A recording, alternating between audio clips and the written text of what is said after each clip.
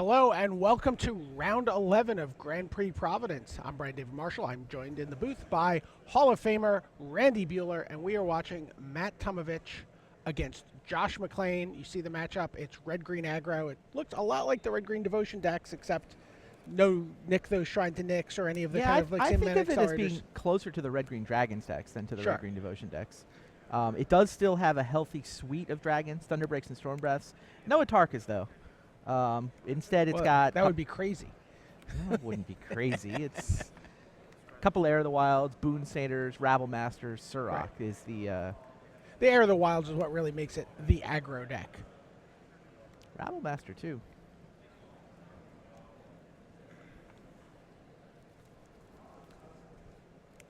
I don't know what art that is. It's Rattleclaw Mystic. That is okay. Thank you. I didn't recognize the art, but I recognize the 3 mana symbols in the Morph Reveal triggered ability. Satyr Wayfinder, the MVP so far this this tournament. Kind of looked a little rusty in the early rounds yesterday. We saw him whiff a couple times, but Sure. now that it's summer's heated up, he's been hitting it out of the ballpark.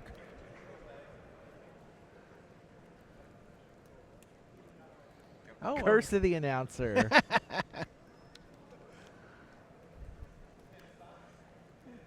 you know, putting plenty of good cards for a Den Protector to return later on in the game. One,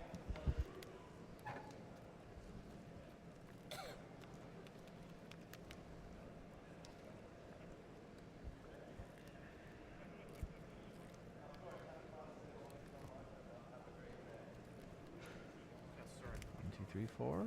Surrak. Wow. And trigger hasty attack. Satyr Wayfinder going to take one for the team here? I think he could take 5 for the team here.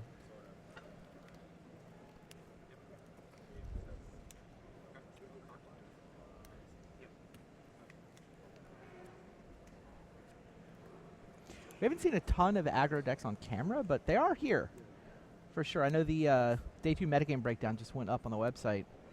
Aggro decks make up fully 28% of the field.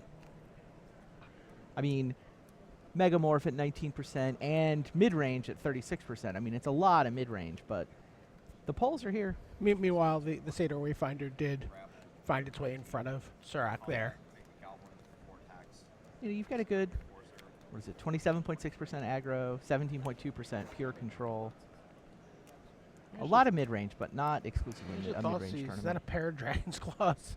Crater's Claws. Crater's Claws, yes. And another Rattleclaw Mystic. Yeah, I'll take one of them. Yeah.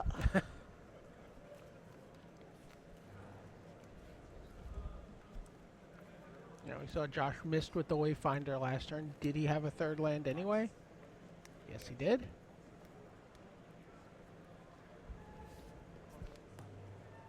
I mean, if he removes Surrak, he can take a lot of the sting out of this draw. He's not going to be removing Surrak this turn, though. Oh, Wayfinder. Almost missed again, but 4th card was a land. Yeah, No you know problem. what they call almost missed? Right on time. Yeah, exactly.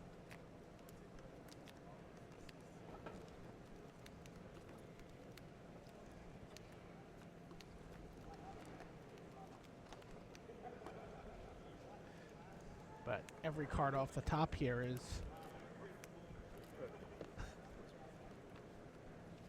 It's You know, almost certainly the Rattleclaw we saw last Yeah. turn.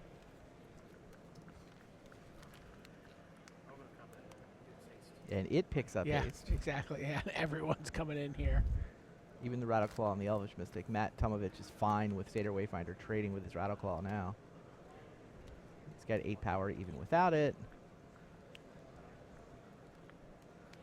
Yeah, that seems like the obvious block, but a lot of damage. Yeah, Josh falls to 9.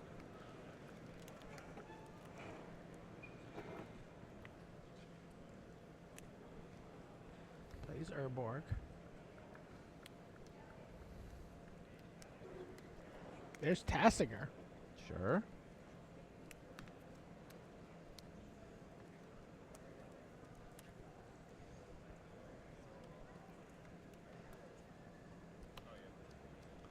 Even when the Wayfinders miss, they're doing hard work.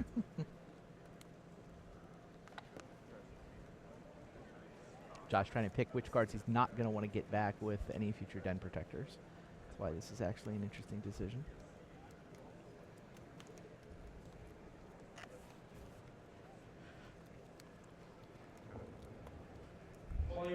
Ships the turn with 3 untapped. I'm guessing he's got plans for that since he went to all the trouble of delving. See Abzan Charm. I think there may also be a Hero's Downfall. How much mana can Matt make this turn? You thinking about Crater's Claws? Yeah. I think that's what he's thinking about too. 1, 2, 3, 4, 5, 6, 7. If he flips up the, you're kind of Yeah. I mean, it's +2, right? To flip it. 2 to morph it. It makes 3 and taps for 1. Yep. So he's gonna Crater's Claws the Tasigur. Okay. And then, yep, Hero's Downfall takes down Surak, but still get to attack with his 2 creatures. Josh drops to 6, but you know he's hanging on by a thread here. Not much of a thread now. Matt is now out of gas. He's used the Crater's Claws out of his hand. He has lost his Surak. He's got no cards left. And Josh is at 6. His deck does run 4 Crater's Claws. Well, off the top, it's... Oh, it's exactly 6 if he draws 1 now?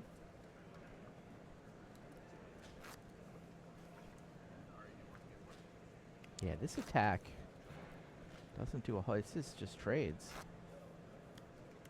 Oh, the Boon Satyr.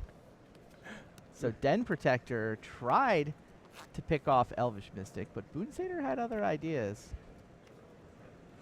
All right, Scry for Josh McClain. He's still at 6, didn't take any damage that turn. But he's got to deal with this Boon Satyr Elvish Mystic twice, really. Exactly. All right. So Abzan Charm, the Elf, the Boon Satyr falls off onto the battlefield.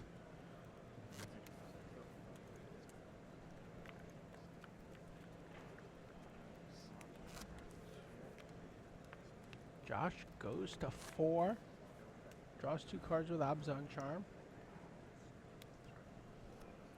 Scries. He looks like holding a Hero's Downfall.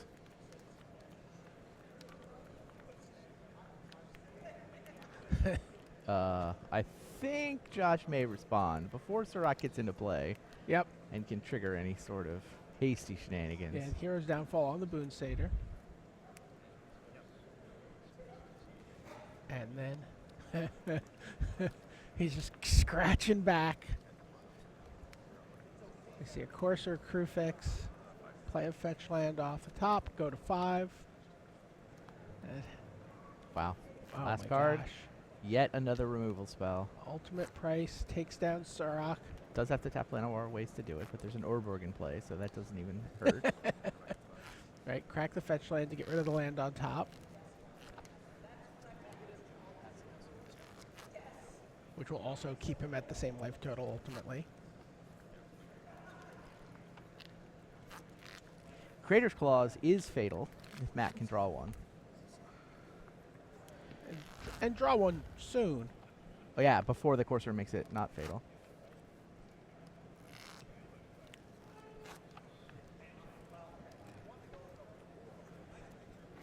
Like now, it's no longer fatal. Now he needs land Crater's Claws. Heir of the Wilds. That clearly plays a lot of F&M. I don't know. And assuming that that's what that promo is, I don't I know. don't think so.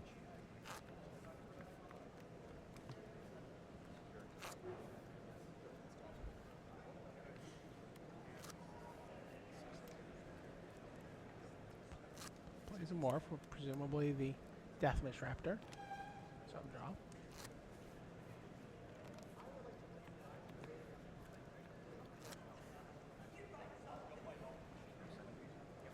Close game. Wonder if there was a way for that the Crater's Claws on the Tasigur. feels like the only place Matt. There may have been other ways he could have played that sequence. Sure. Because he was close to being able to Crater's What Claws if he for had lethal. attacked with everybody? Just attack through the Tassiger and then Yeah, Crater's if he Claws. gets even one guy in, I think at that point it would have been a lethal. All right, here's a Goblin Rabble Master.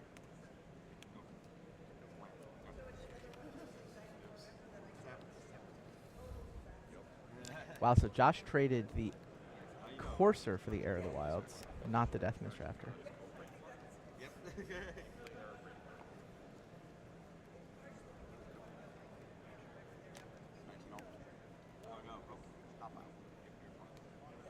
Yeah, I don't know if I'd be pretty scared to give up the Courser. You see there. 2 Crater's Claws from your opponent, right? Okay, Goblin attacks, gets eaten by the Morph. I assume that's another Deathmist Raptor. It is. Suddenly 8 points of power in play for Josh McClain. Can he afford to send them both? I think so. Players in the bar may have, please report to the orange gathering place for your pairings. Yeah, it just sends one. Oof, Rabble Master jump blocks. Storm Breath Dragon Storm Breath off the top. Josh is going to go to 2. Can he find an answer to deal with Storm Breath Dragon? 1 draw phase.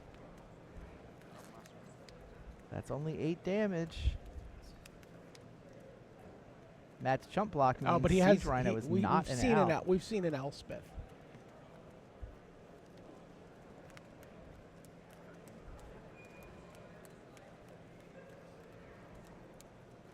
Of course, Elspeth will also kill his Deathmist Raptors, but you know they have a tendency to come back.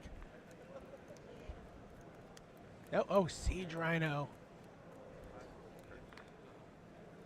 It's not good enough, though, right? I'm guessing Matt is familiar with the monstrous ability on Storm Breath Dragon. Yeah, there you go. Matt Tomovich. I mean, Josh McClain did have an Elspeth, didn't he? No, Oh, he I never didn't? saw an I Elspeth. thought I saw an Elspeth.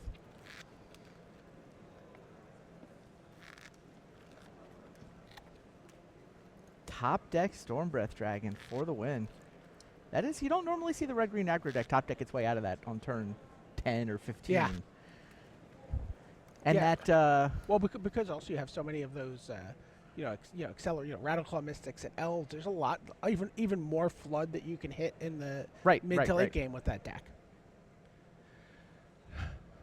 Okay, Jack Champagne has taken a dragon token with Dragon Lord Silumgar. Arilax looks like he's already up a game here. This is the Ojutai Jeskai list that Patrick Dickmon and Brad Nelson helped put together.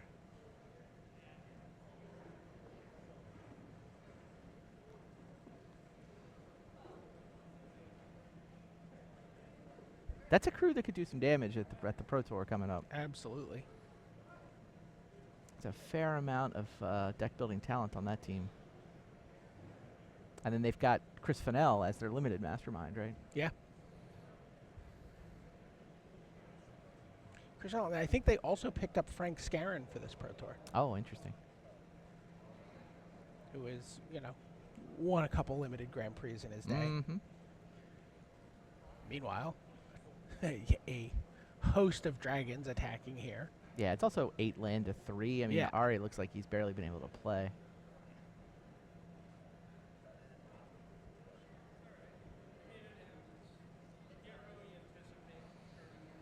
Glare of Heresy to take down Ojutai. Speaking of guys with not a lot to play for, Ari Lax has Ari- everything locked except Player of the Year and U.S. Captain. And finishes him off with a Siege Rhino.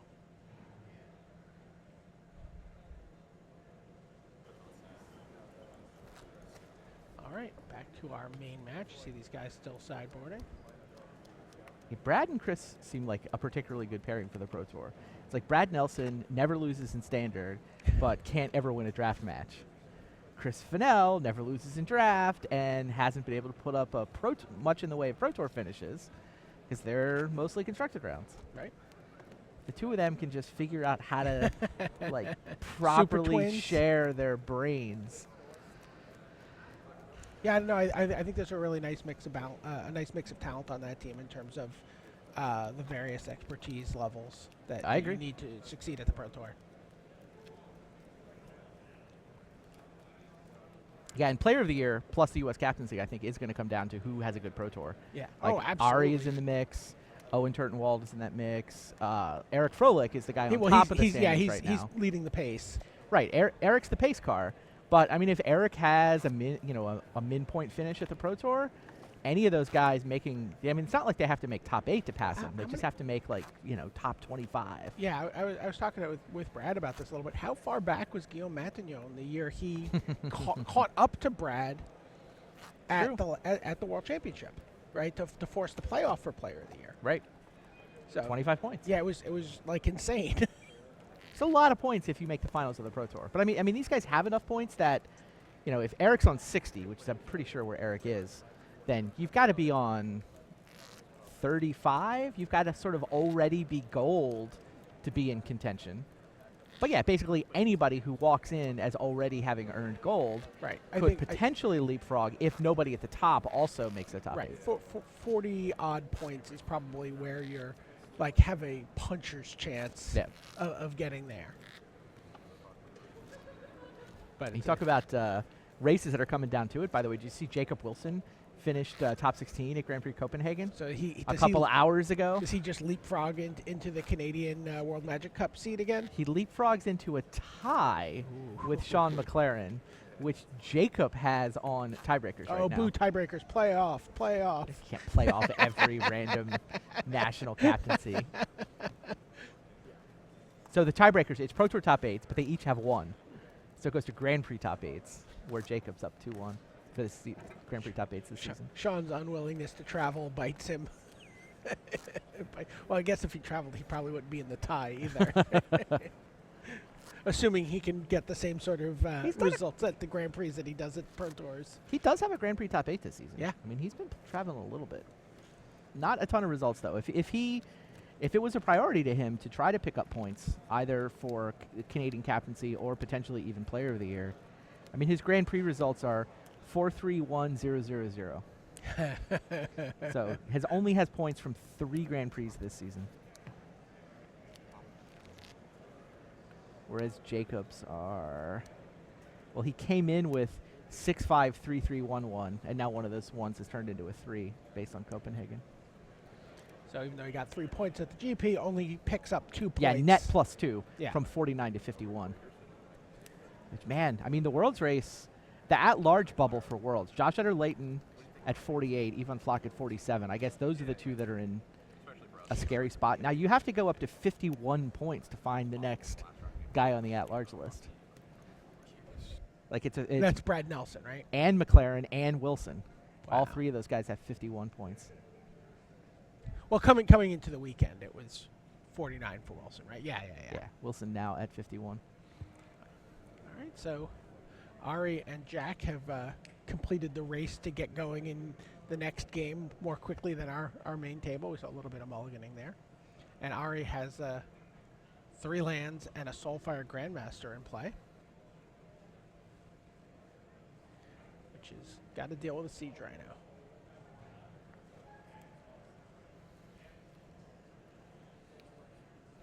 Glare of Heresy looks like it could do that very well for Ari. Instead, he plays a Rabble Master here.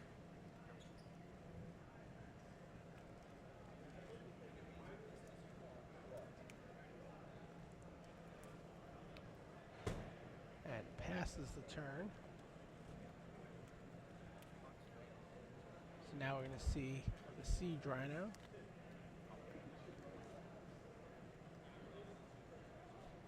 Not have a Glare of Heresy in his hand?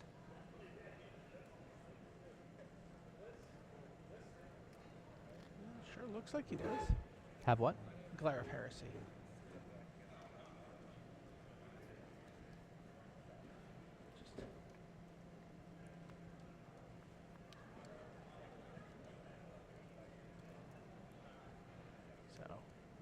Hero's Downfall takes out the Soulfire Grandmaster. Another one takes out the Rabble Master. In comes Siege Rhino. I think Ari's made an effort to leave up Ojutai's command as part of what's going on here. Yeah. So Ojutai's command, draw a card, put Soulfire Grandmaster back into play. Get in, gain a little bit of life back. He may also prefer to build up to the point where he can actually Buy back. glare with the buyback. Glare with buyback is pretty sweet in this scenario. Siege Rhino's done a lot of damage to him, though. Okay, so Glare eventually does take down the Siege Rhino. Let's go back to our main match here between the undefeated players. So there is a Dragon Lord Ojutai, so we'll keep you updated on how that's going. We see a little bit of mulliganing, but a turn 2 Thoughtseize has nabbed a Thunderbreak Regent for Josh McClain.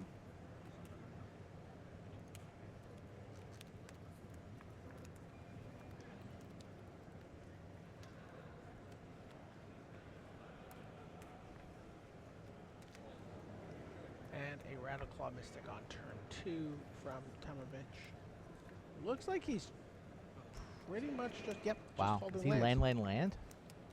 I think is that a Haven? That's what I thought I saw. Yeah, he does have a Haven of the Spirit Dragon, so can get his Thunderbreak region back.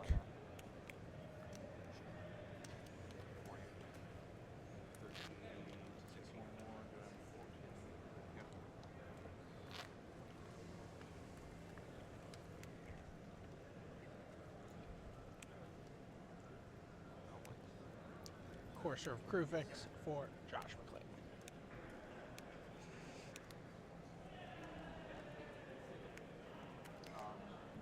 You had one up when you said that.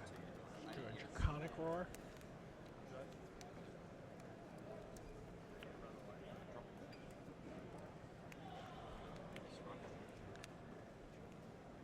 I'm going to Satyr away, find a way that ultimate price.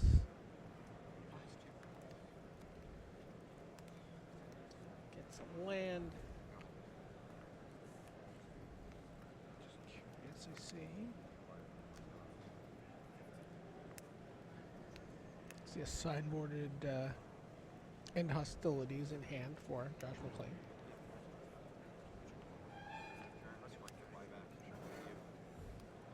Matt does cash in the Haven for Thunderbreak.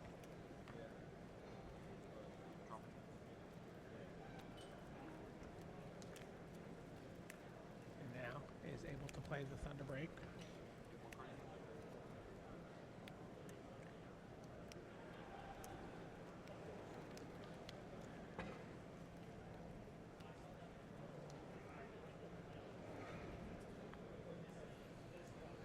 Another Siege Dragon coming up.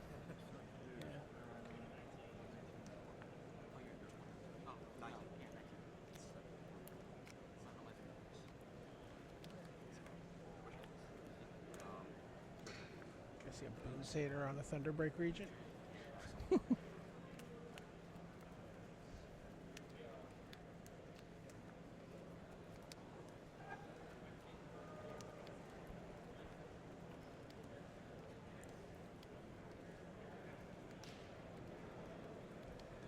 mean, he technically wins that race, right? He goes 8-8 and Draconic Roar something. The next Siege Rhino is going to gain 3 Oh life yeah, for Josh. so he's got to deal. He's got to get 6. 23 to 7.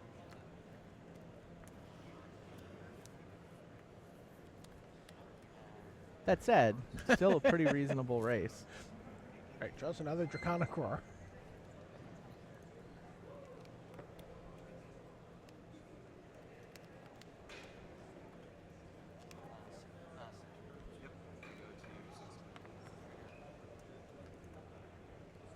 Josh can attack for 5 or 6 here. Maybe he just attacks for all 7. Trusts his next Siege Rhino to defend against Rattleclaw Mystic. Yeah, I mean, if you attack for 7 and play a Rhino. Yep.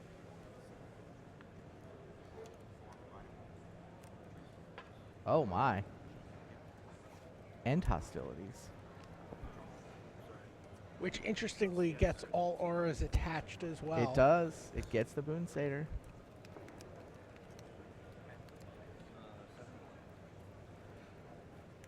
So there's a Rattleclaw Mystic.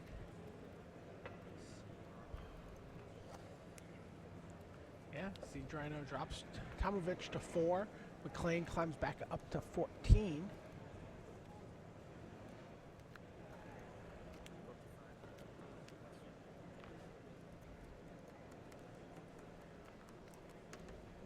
Goes to 5 from his temple. From his Rugged Highlands. Shows him another Siege Rhino, and Yep. that's the game. Josh McLean evens the match up 1 game apiece. On to game 3. Yeah, remember, these are the last 2 undefeated players in the room. Indeed. The only mint cars on the lot. Oh, wow. Things have progressed pretty significantly since we saw Dragonlord Ojutai What is resolve a going on couple with turns. Jack Champagne's deck? And we've talked about the Ojutai Jeskai list from Ari Lax. This, I mean, I thought it was Obzon, but It is there's an Dragonlord. Ojutai in It's play. Dragonlord Obzon. So it's Obzon splashing for Ojutai and Silumgar? That is. And Foul Tongue? Yeah, Or is this like here you go. It's called. He calls it Blue Obzon. Blue Obzon? So we saw Owen Turtenwald took his Obzon list and put Dig Through Time in it, but he dropped the Siege Rhino in Gang. He dropped the white mana. So this is not the Megamorph package. No Death Mist Raptors. It does have Den Protectors basically for value. But yeah, 5 blue Dragon Lords off 2 Havens A mana confluence. and then 4 Opulent Palace. It's crazy. Glare of Heresy is trying to whittle down Jack's army here. He's down to a Courser of Krufix and a Satyr Wayfinder. Yeah, this is basically an Obzon list splashing for 5 dragons. And then what Dragonlands does he play? Just the 2 Havens. Okay, well, he's got a Haven on top of his library. Plays Dragonlord Ojutai. Dragonlord Silumgar. Here's a morph from Ari Lax.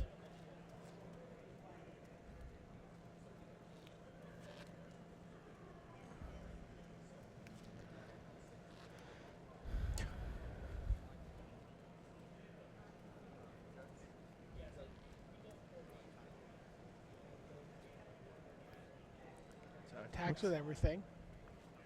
Looks like our Pro Tour Cons of Tarkir champion not going to be taking the lead in the Player of the Year race this weekend. Basically, Ari could pass Eric by winning the GP. But at 2 life, yeah, with a Siege Rhino on Yeah. top, the ability to return an Ojutai with his Dragonland. Yeah, Yeah, third loss. Things were not looking good. Third loss not looking good. I don't think you can make this top 8 with 3 losses. Even though it's a reasonably small field for Yeah, what it's we've only- gotten accustomed to from Grand Prix Precisely. over the last couple of weeks. Precise, but I think that means 2 losses and a draw can get in. Sure. I don't think it means 3 losses No, can no. get in. We'll see how it shakes out, but I think Ari's looking to pick up a couple of pro points, but not going to get the 6 or 8 he could with a finals appearance. And which is what, I mean, he's on, 50? He's on 54. He's currently 5th in the Player of the Year race. It goes 54 points in 5th. got Frolic Black, Li Shitian, Watanabe, and then Lax. Was Sam Black not here this weekend? No. I mean, Sam's Grand Prix are kind of filled up. 4-4, 3-3, 3-3. Oh, okay. He can't pick up He meaningful can't pro top points. 8 his way. He's got a Yeah, he's got a winning the GP. semifinal to get a point. I mean, he's the highest. He's the top guy without a Pro Tour top 8 in the standings. I mean, he's Okay. second without a Pro Tour top 8, right? Froelich has 1, Li Shitian has 2, Watanabe, Arilax, Seth Manfield all have 1. So Sam's done what he can do at the Grand Prix level. He's locked Platinum. He's locked Worlds. Yeah, I mean, and again, let's not feel too bad for his Pro Tour finishes. He's got like a 17th and a top 16. Yeah, he has a 12th. Yeah, His best PT finish is a 12th. yeah. And then the next worst after that is 17th. Not bad. Yeah, not bad. No, Sam's great. Yeah, and really playing on the hot team on the Pro Tour right now. Ultra Pro? Which is Team Ultra Pro. That They team have is had just- the best results for this year, right? Yeah. The last 2 Pro Tours, without a doubt, Ultra Pro have been the best performing team. the hot trend in Pro Tour playtesting was to spend 2 weeks on location in a house. Everybody sort of The hot trend aligning. had been, did had you say? been, Had and been, well, past tense. And now these guys, Team Ultra Pro, it's sort of it's obviously their sponsor, but it's also a play on the idea that these guys all have jobs, as well as a lot of them have jobs anyway, as well as full-time Magic careers. It started with a bunch of guys who had jobs, couldn't make the 2-week Right. commitment to boot camp before the Pro Tour. So they're like, look, we'll test online. We're going to put the work in, but we're going to do it on our schedule, where our schedules will Right. allow guys with jobs. But now, yeah, they've picked up so much talent.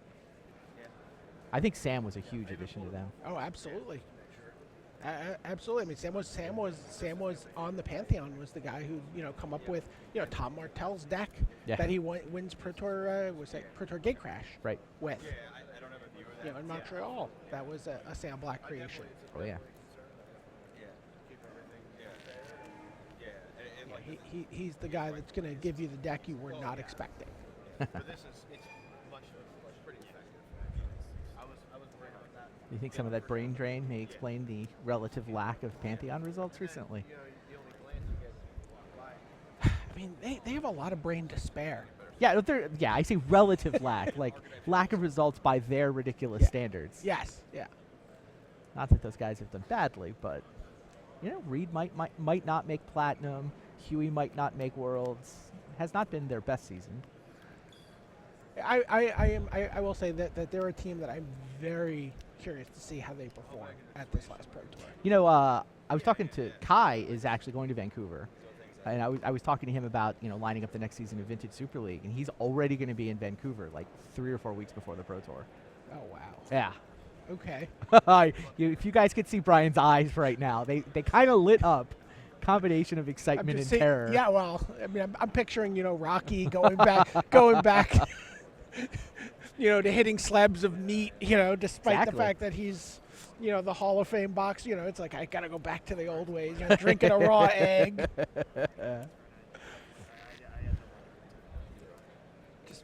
Just picturing a Pillarfield ox hanging from a hook, and he's just I like punching it.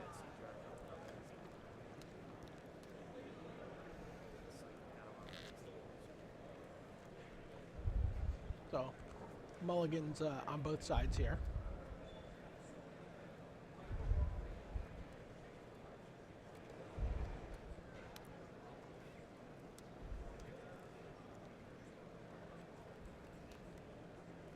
Okay.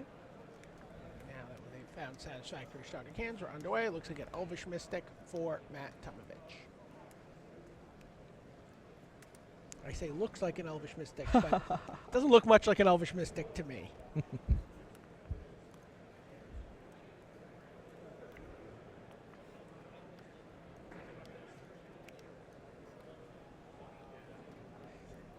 a sideboarded roast in Matt Tomovich's hand. Thoughtseize have done a pretty good job of picking Matt's draws apart, especially on a mulligan draw. Roast, Sarkhan, Storm Breath, and he's got 4 mana right now.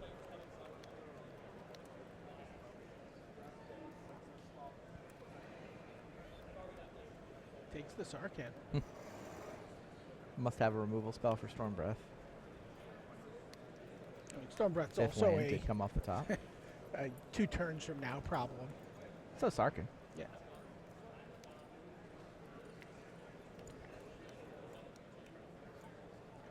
Right, but could have something like an. Oh, in fact, does have an ultimate price in hand. Now, 5 mana. He just slams Storm Breath and hope he doesn't have an ultimate price. Seems reasonable. I mean, you mulligan, you got Thoughtseize. At some level, you just gotta slam your cards down and hope it works out. Yep, there's the Storm Breath. But the old pro. Is Josh an old pro yet? Not Been around for a quite. couple years. Not quite. He's still playing on the rookie contract. Okay. Not quite eligible for free agency yet. I don't know. Face to face got picked up. Didn't they get annexed by Channel Fireball? They did. But they're the young blood that got brought Yeah, into. yeah. September call-ups. Corsair crew fix.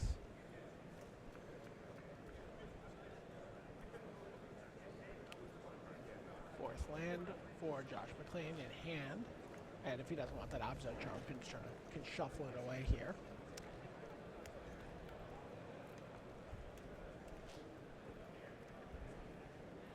Do you roast a Corsair crew fix here? Maybe. Or maybe not. What's he got? He's sitting on Boon Satyr, right? So he's kind of hoping Josh will attack with his 2/4. Elvish Mystic can beat it up in a fight. Elvish Mystic dreams about this. You know, he goes to bed at night. God, there's going to be a Corsair. He's going to attack. I can even make the mana for the Boon Satyr. It's going to be... Come on, attack me. Attack me, yes! Comes at him, but he doesn't. He doesn't. Yeah, I mean, he any can't pull the removal- trigger. Any removal spell does break it up. Shuffles away Crux of Fate there.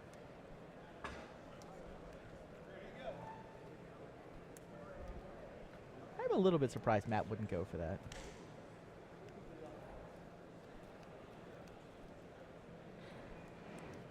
There's a siege He's just rhino not on interested top. in eating the Corsair. I guess he just wants to...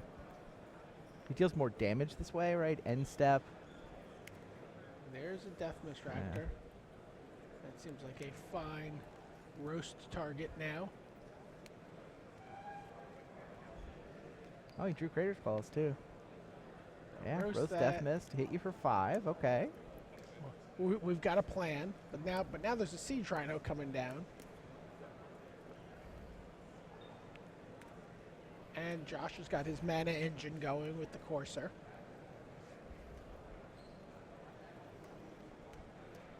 I gotta say, I won't be terribly sad to see Corsair Crew Fix leave standard. We're not there yet. That's the fall. First, we got to see what Origins does to the format.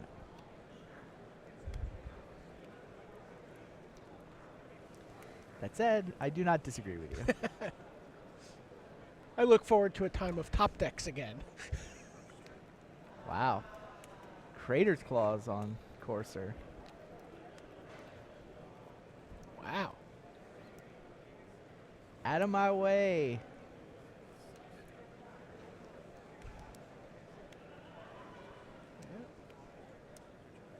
Josh, yeah, held back on playing a siege rhino.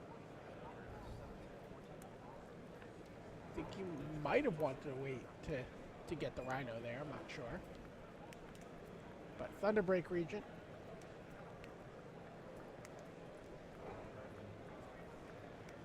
In comes the rhino. Josh doesn't win this race, does he? No.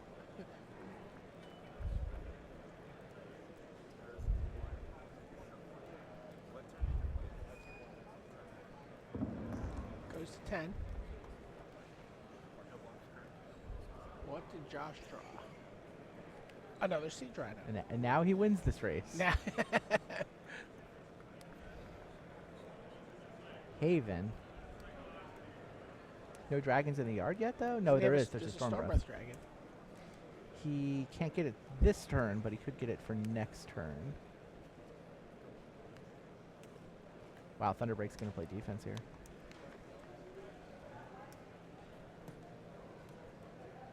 The double block that Matt declined last turn. Looking Right. a little better.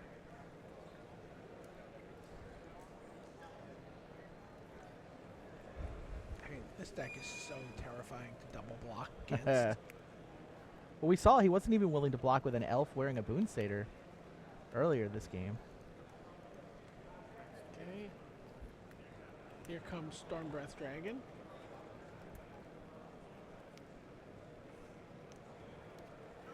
By the way, Josh is, all the way back up to 20 here. Yep.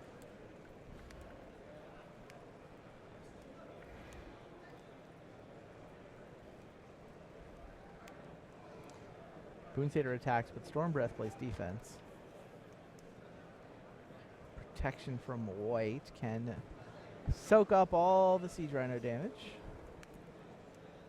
I believe Matt has an Elvish Mystic in his hand, but he's not interested in cracking his fetch land. There's a morph from McLean. Another Storm Breath off the top. Interesting. With just 3 life to play with, though, Matt's obliged to play defense. And I guess 1 Storm Breath can attack. Josh is empty-handed. He's empty-handed, but he's got a morph, and he's got a Deathmiss Raptor in his yard. Good point. Does that mean Storm Breath cannot attack? So whether that's a... He's got to go to 2 here. The Mystic's ability to chump block may allow Matt to attack with 1 Storm Breath if he wants to.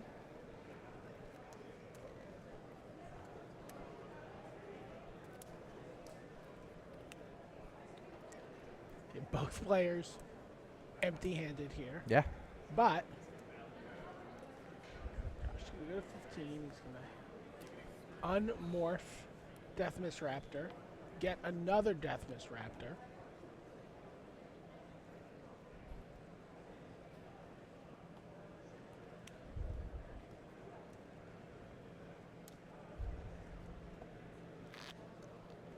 But Tomovich can chump a Deathmiss Raptor, trade for a Deathmiss Raptor, and eat the Siege Rhino with 2 Storm Breath Dragons if need be. True. So everybody comes in. So yep, that's Yeah. how he lines up the blocks. Matt likes your line. Oh, ultimate price off the top. That was a good draw phase for Josh McLean. Yeah, the Siege Rhino Keeps his Siege Rhino alive. and a Storm Breath Dragon stays alive. There's a Rabble Master. Speaking of good top decks, I guess Rabble Master has to chump the Raptor. Yes.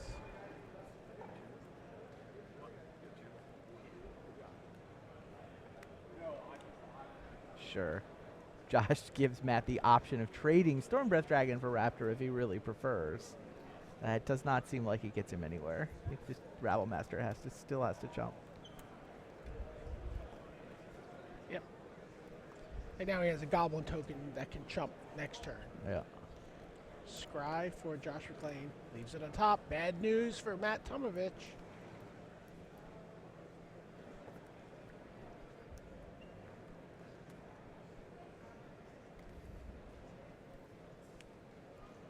Plays a morph, which we assume is Rattleclaw Mystic. Yep.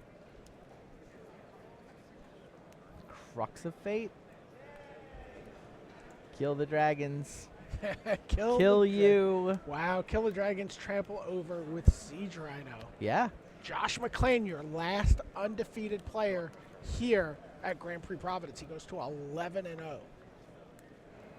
Matt Tomovich just shaking his head. It was close. It's very close. Just 4 more rounds of Swiss here, so 2 more wins, and Josh McLean can lock up a top 8 berth. Yep.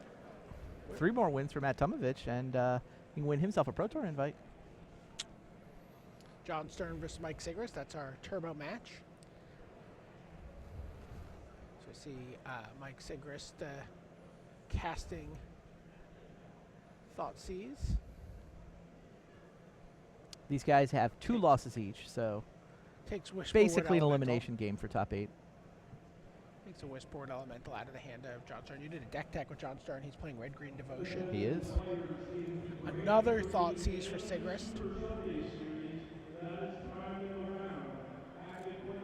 Takes the Hydra.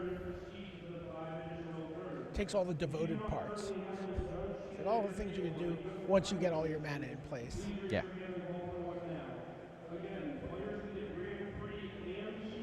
Oh, nick those.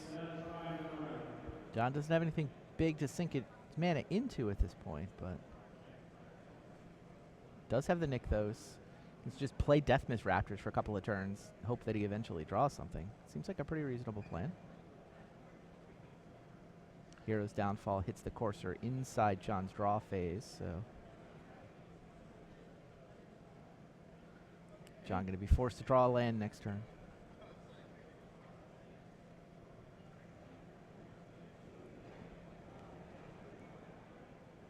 So Siege Rhino for Sigrist. Deathmist Raptor and Deathmist Raptor just does not care. Just doesn't care.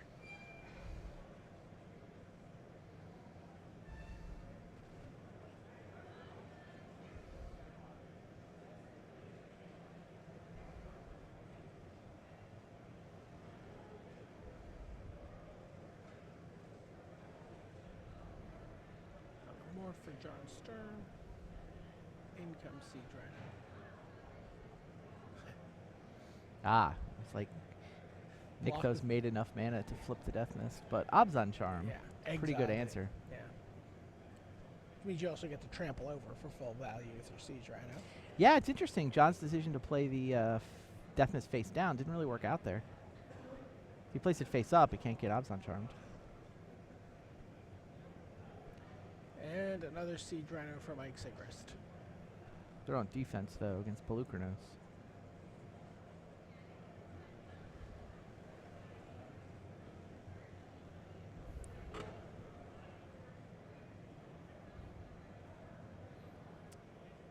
Casual monsters for 7. All right, take 12.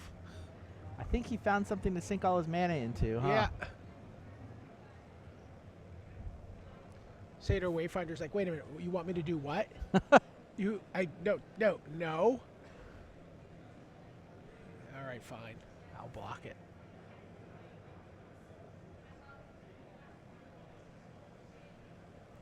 Courser. Reveals. Crux Yeah. for next turn. The sweepers are, that's Abzan's plan against Devotion. They're going to go nuts, but we're going to set him back. Well-timed Whisperwood Elemental. And that is Devotion's answer to sweepers. Yeah. And Sigrist, oh boy. So John Wow. Stern wins. That's the dance. Yeah, he took the Whisperwood Elemental on turn 1 or 2. Yep. With a Thoughtseize, but, you know, you put a lot of good copies of good cards in your deck for a reason. Yeah. Yeah, because, you know, the only real way for the Abzan deck to fight through that is it needs to have a spot removal spell for the Whisperwood. Right. And then untap into Crux. the Crux. But, you know, you put so much pressure sometimes with this deck on them early that that's just not Yeah, possible. kind of had to use his removal spells earlier. Yeah.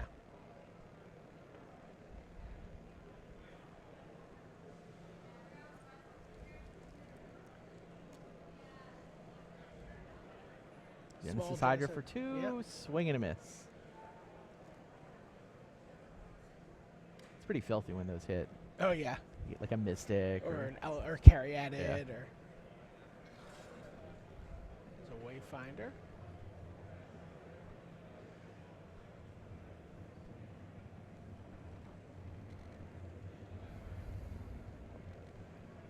Yeah, there's Surak. hasty. Yep. There's the sweeper. Yeah, Crux Fate worked well that time Oh yeah. for Mike Sigrist. Yeah, John sitting on 3 mana here too.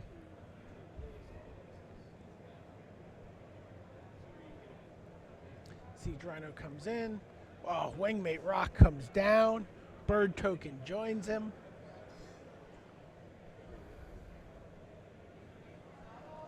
I think we're going to game 3. More for Mike Sigrist is just boot on throat. Den Protector. Yes, game 3 coming up.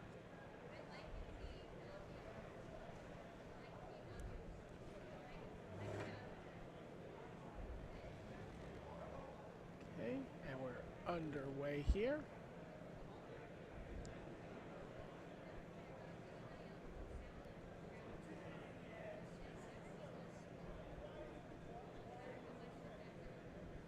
Okay, here comes a carry added on turn 2 for John Stern. Courser of Crewfix comes down.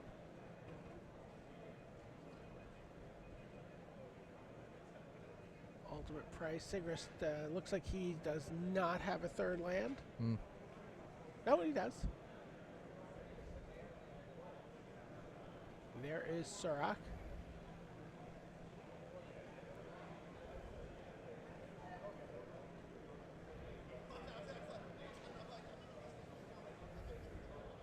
Abzan Charms for 2 cards. There is a Wayfinder.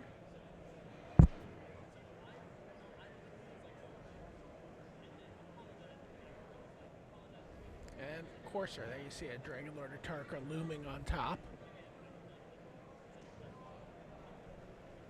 Bile Blight just take Yeah. out a Surak the Hunt Caller. It did. It's like I never saw that coming.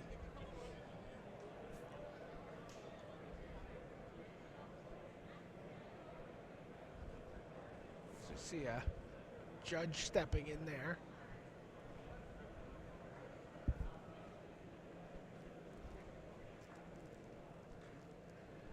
Downfall on Courser. Oh, the Genesis Hydra hits. Free Elvish Mystic. Helps when you have coursers to see them coming, I guess. But here's an Elspeth.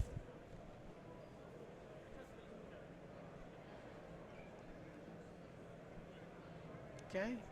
Yeah. Block the tokens. Whisperwood Elemental.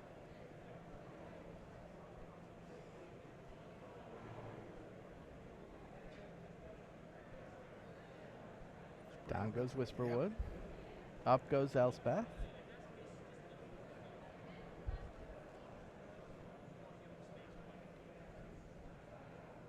There's Surak. There's another elf.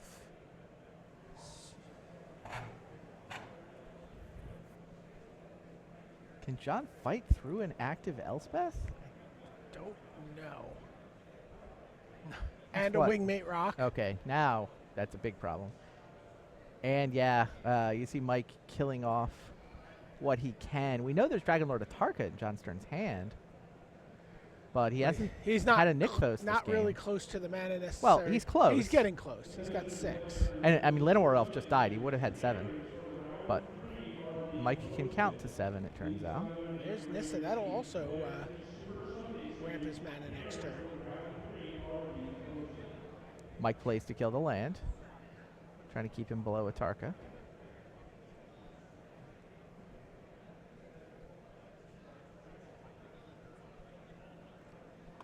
And kills Nissa. Yep. And plays Siege Rhino. Everything coming up Abzan so far.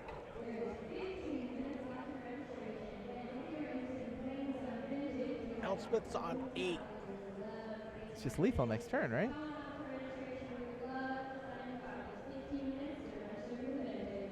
Whisperwood. Doesn't seem good enough. Uses a downfall rather than chump block with a token.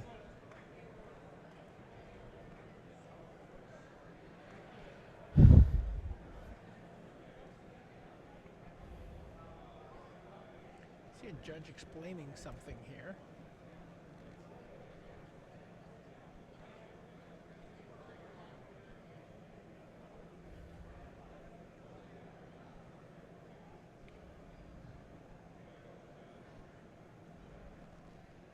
I got to imagine that Elspeth Ultimate is just lethal here. Yeah. Rashad, is this the situation where the judges, there's a slow play warning being given to which player? We don't know. I assume John Stern, but Hard to have an opinion about slow play when you're watching on Turbo. yes.